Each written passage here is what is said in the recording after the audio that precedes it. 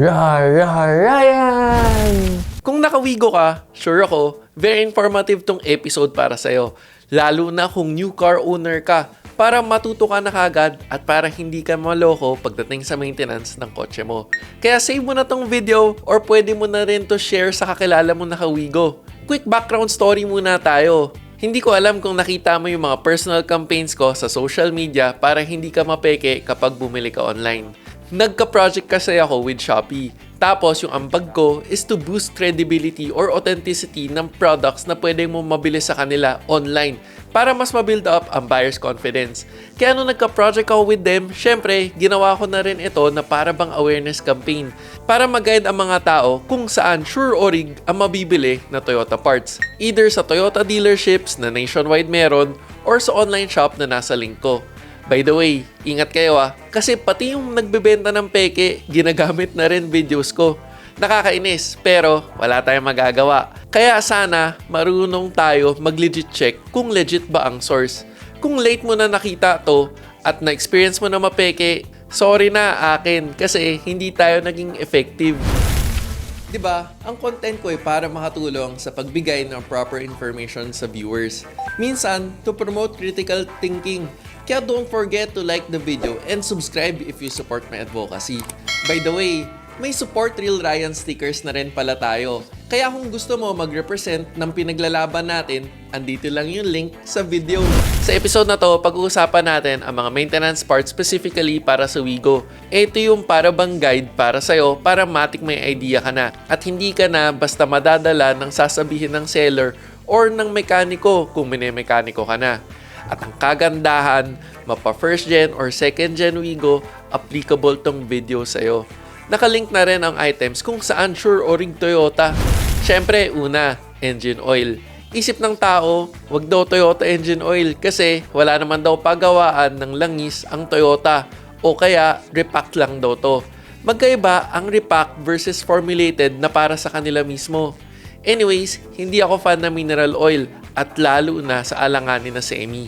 Kasi walang assurance. Dito na tayo sa fully synthetic.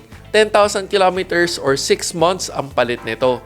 Mas maganda rin kasi ang performance ng makina kapag fully synthetic at iba pang benefits. Tapos syempre, kasama rin dito ang palit ng oil filter. Yung mga top up or palit lang ng oil filter, hindi rin ako fan. Ayoko yung akala kong makakamura ako pero mapapamura na lang pala ako kapag nag-sludge makina ko. By the way, every time magpapalit ng oil brand, magkaibang viscosity, ibang classification, or na-delay yung change oil interval mo, maganda gumamit ng engine flush. Meron rin Toyota nito. Tapos, sadyang panggas kaya alam mo nang hindi generic. Original Toyota fully synthetic, oil filter, engine flush, na panggas lang talaga, meron. Andito yung link sa video. Bawat change oil, wag rin kalimutan magpalit ng drain plug gasket.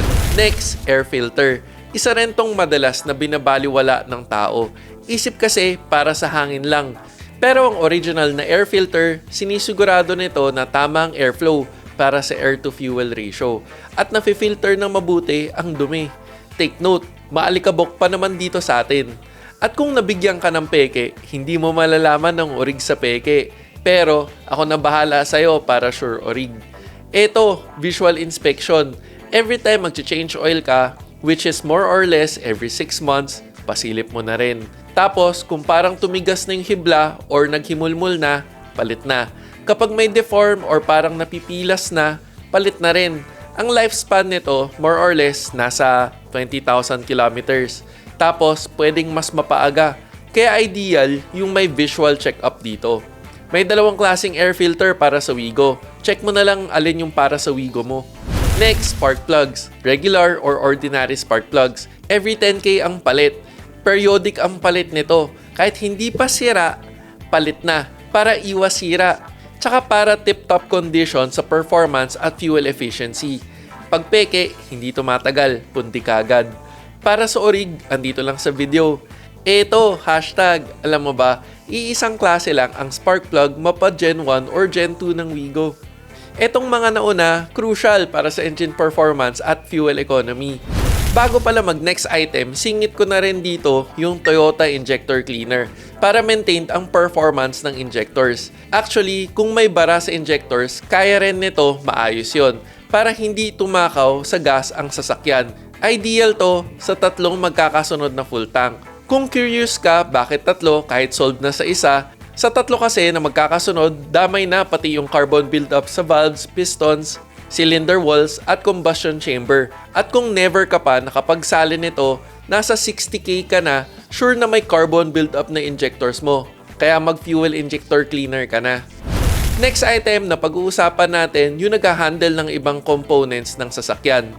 Drive belt. Ito yung isang item na niraraket kadalasan ng mekaniko, tulad dito sa episode na to. Panoorin nyo na lang bakit racket.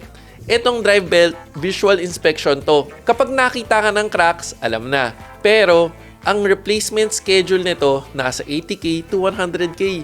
More or less mga 4 to 5 years. Kaya kapag nag 100k or 5 years na, palit na. Pero kapag sobrang napaaga, walang signs, alam na. First gen and second gen, parehas lang ang drive belt. Ay nako, may naalala naman akong racket ng mga mekaniko turned into vloggers na may lifespan daw ang radiator ng 5 years. Sobrang hindi totoo yun. Depende sa swerte. Meron pa nga 20 plus years na kotse, hindi nasisiraan ng radiator. Kaya importante gumamit ng tamang coolant. Etong Toyota coolant nito, pati ito pinipeke. Kaya importante na mahanap mo yung orig nito. Kasi iba ang quality ng Toyota Super Long Life Coolant. Malaking bagay ito para sa buong cooling system. At huwag kalimutan, palitan every 2 years or 40,000 kilometers. Premix na to, wala nang galawan, sali na lang. Next item naman para sa maintenance ng aircon ng kotse. Sobrang basic lang, cabin air filter. Ito, inspection lang rin. Same sa any filter. Kapag nakita mo na medyo madumi na, di na natatanggal yung dumi, medyo naninigas na, palit na. Usually, pinapalitan na rin to around 15k to 20k. Meron tayo dalawang klase para sa Wigo, depende sa your model. Kaya piliin mo na lang kung alin yung para sa'yo. Yung cleaning ng evaporator system or ng buong aircon system, leave it to the professionals. At dahil puro filter na lang rin ang pinag-uusapan, eto na ang last filter sa listahan na to. Fuel suction filter. Ito yung nasa loob ng gas tank. Magandang palitan to every 40k. Uy, take note, pati ito pinipeke. Meron tayong dalawang klase para dito. Depende na lang sa your model, kaya piliin mo alin yung para sa'yo. Pagdating sa usapin ng transmission, depende to sa anong klaseng transmission. Manual, gear oil lang gamit. Every 40k ang palit nito. Sa conventional automatic transmission, Toyota T4, 40k ang palit nito. Kapag naka-CVT ka, 80k. At huwag rin kalimutan magpalit ng strainer para sa mga automatic, 80k rin. Mga manual, wala nito. Next, brake pads. Ito, ang daming replacement options nito. Ibang brand or pinipeke rin. Pero dito tayo sa Orig kasi hindi maingay at mas tumatagal. Ito, ideally, na sinusukat talaga ng actual. Pagkasukat, anything 5mm and below, palit na yan. Tapos, ang pinaka-important item kapag umuulan, wipers. Pagdating sa wipers, pag nag-wipe, malabo na, palit na. Ideal to palitan tuwing rainy season. Kaya convenient talaga na may online link ka para dito. At last but not least, gulong. Pagdating sa gulong, hindi lahat pare-parehas. Depende to sa brand at quality. Yung 5 years from manufacturing date na usually alam ng tao, may asterisk yan. Depende sa storage, depende sa brand, kailan ito actually nagamit. Kaya visual check-up rin para dito. Kung may cracks ba, uneven wear, at kung kayang masukat yung tire depth, nasa between 1 to 2 mm, palit na. Kinto tires mo na yan.